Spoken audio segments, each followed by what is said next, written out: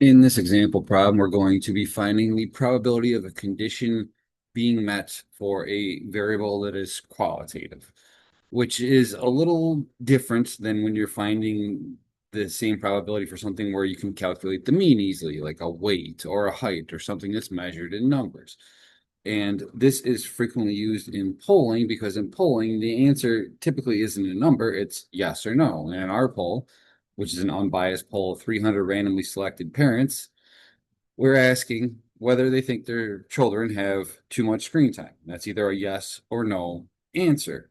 So we can't say the mean average, weight of this. That is not what we're looking for. We're looking for the proportion of the population that we do believe has the thought that their children are having too much screen time. So we are actually in this problem given a parameter, which is a number tied to the population. And our parameter is that 43% of the entire population currently believes that their children have too much screen time. Well, in this poll of 300 randomly selected parents that we did, we're looking to see what is the probability that when it comes, we get the information from it, that 45% or higher of those parents are going to feel their children are having too much screen time.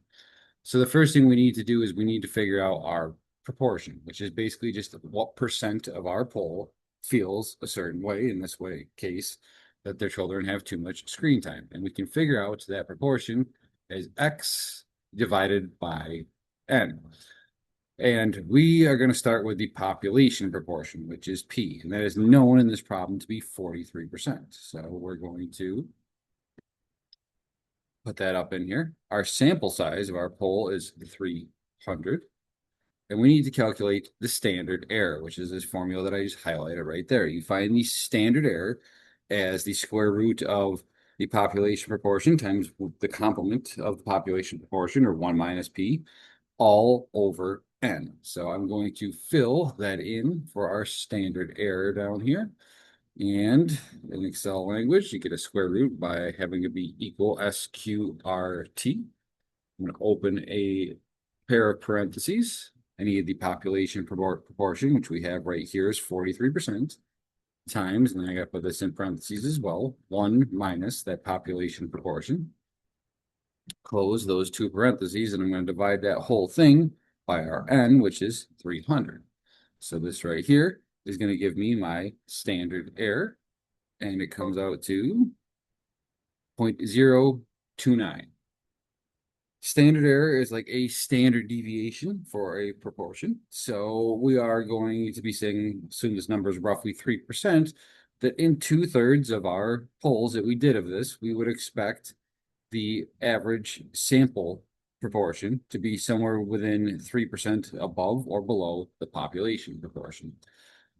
The question says to round your answer to 3 decimal places, because this isn't actually 0.029. As you can see, there's a bunch of stuff afterwards.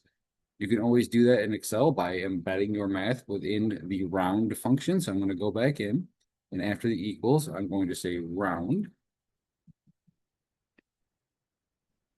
I'm going to open a parenthesis, and that becomes my number. Like this whole thing is the number that I am going to calculate through that formula, and I want to round it. So at the end of it, comma, and then ask me for the number of digits, and I want to round to 3 decimal places, so 3, and close the last parenthesis. So all in all, that is how you find in Excel language the standard error rounded to 3 decimal places.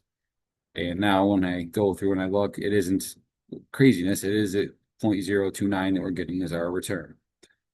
So in requirement 2, we are asked to identify what is the probability of this happening. And the best way to do that is to find your z-score. In this case, we're going to determine how many standard errors away from mean would our sample proportion be if it was 45% against the population proportion of 43%. And the formula is right here. It looks just like the z-score formula that you have seen before for x bar minus mu over sigma.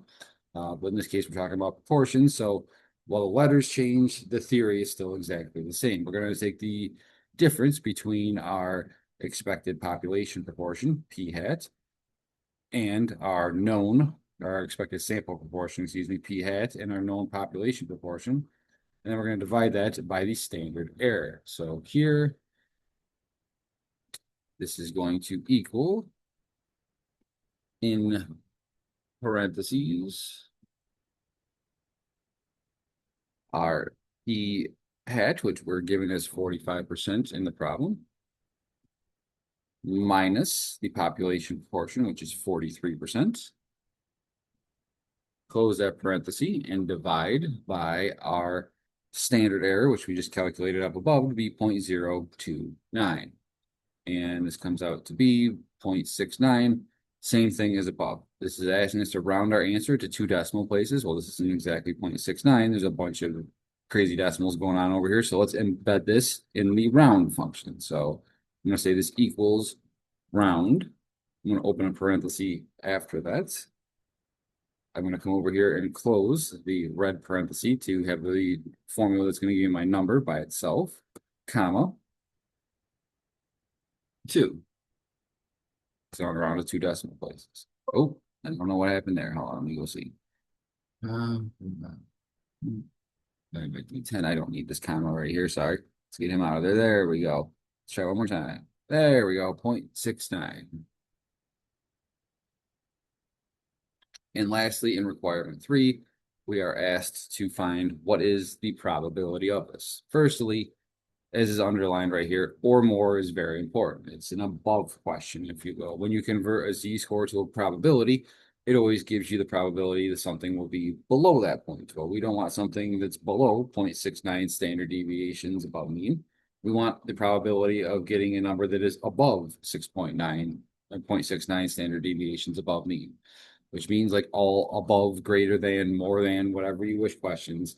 You're not looking for the probability, you're looking for the complement of the probability. So you have 1 minus the probability that you get from your chart, or from what we're going to use here, the norm.dist function, as your actual probability. So down here, I'm going to go and I'm going to say this is equal to 1 minus norm.dist for normal distribution. And then ask for our inputs. X is the number we're testing for. That's 45%. Mean is, in this case, the population proportion that we're going to have, which has been given in this problem as 43%. Our standard deviation is our standard error that's listed up here in cell D10, which I can click on, but I'll type it in here, 0.029, comma, and then we want to say true because this is a cumulative distribution function. And when I throw that in here, I get to 0.245%. So moving a bunch of numbers around, but what does it mean? In this case, it means that if the population proportion of parents that feel their children are getting too much screen time is 43%, and we kept just taking random polls of 300 unique individuals to see how they felt about the situation, in about 24.5%, or we'll say roughly a quarter of those polls, we would get a return with 45% or more of respondents saying their children have too much screen time. So it's not the most probable outcome, but 25% is meaningful. You are going to have a substantial amount of polls that you have in here that are going to show that more parents that you poll than the population average are going to feel their children having too much screen time.